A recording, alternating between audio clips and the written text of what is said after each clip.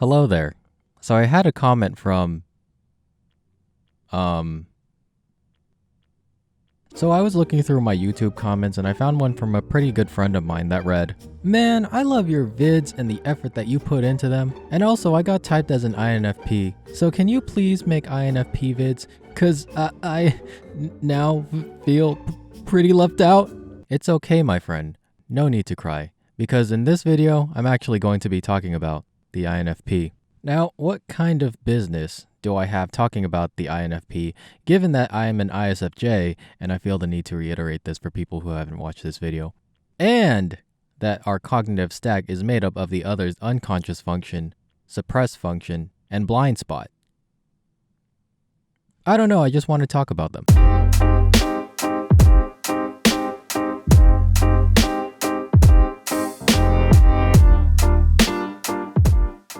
So I was fortunate enough to have been a part of a few INFP's tight circle of friends over the course of my life so far, and I suppose we'll just start there, right?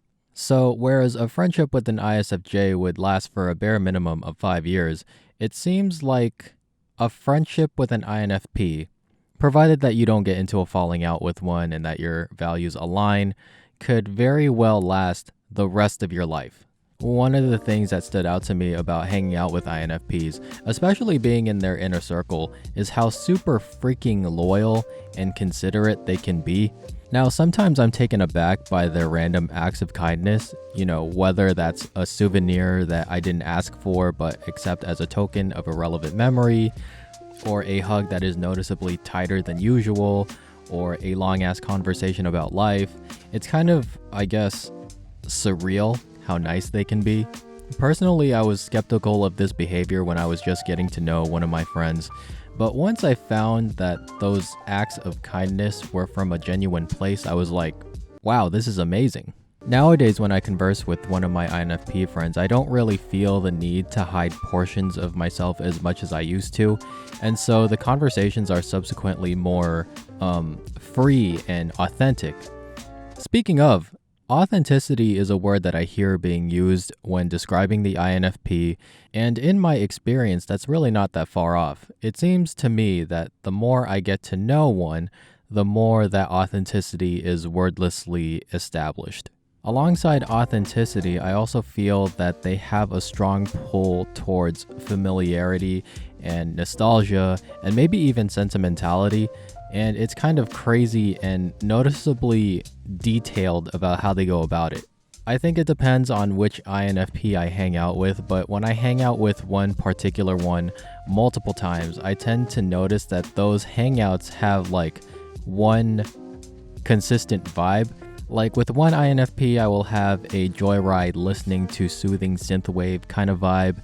And then with another INFP, I will just explore different restaurants and then make obnoxious NSFW jokes, which leads me to believe that they do have a knack for associating different friends or friend groups or family members with the type of places that they visit, or the types of objects or souvenirs that they buy, or even the senses that they sense, because it elicits or maybe even reinforces a certain favorable emotion. Like a whiff of a candle will send an INFP back to freaking 2004 when she felt the warm press of her mother's hand as they walked merrily down, I don't know, like Bed Bath & Beyond, and her mom, I don't know, just happened to wear purple and smell like lavender.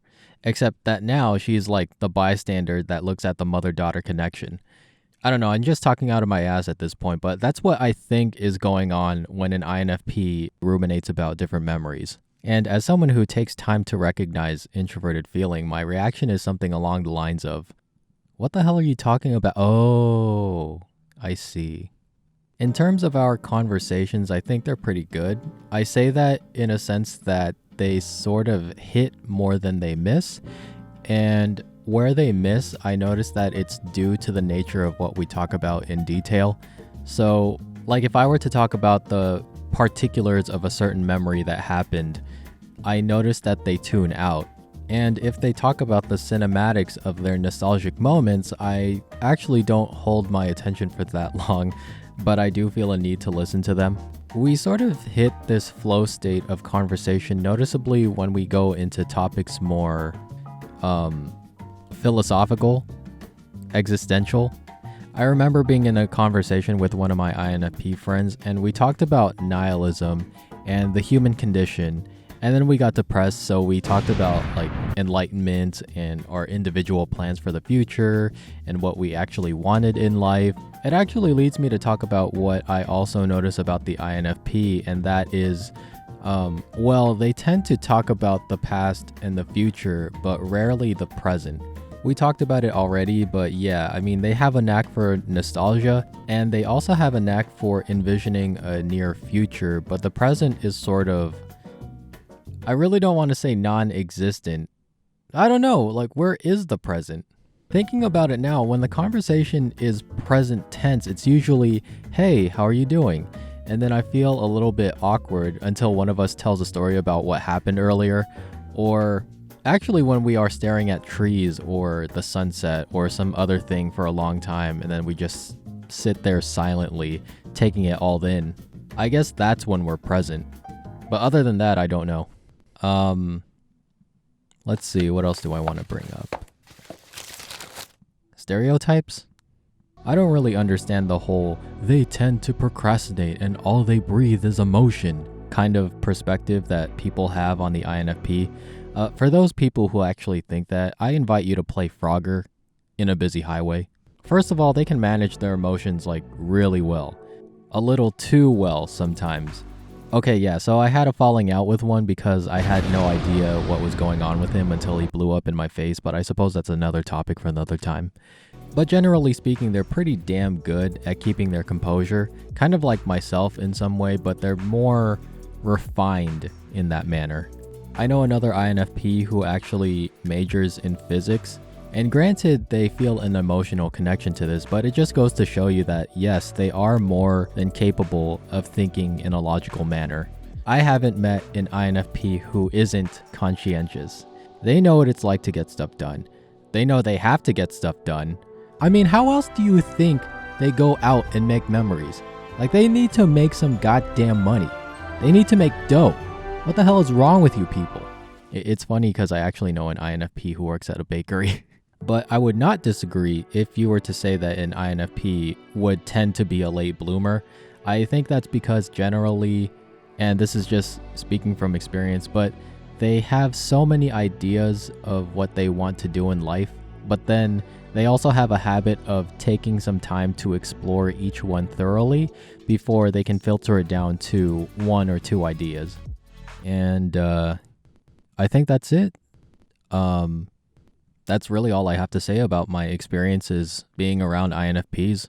I guess the last thing I do want to say is that by no means is this connection perfect, but our differences and imperfections are made up by our capacity for establishing great memories and bonding over what we do have in common, and really just being kind out of nowhere and for no reason. Oh my god, this was an acronym this whole time? Damn, I'm so stupid.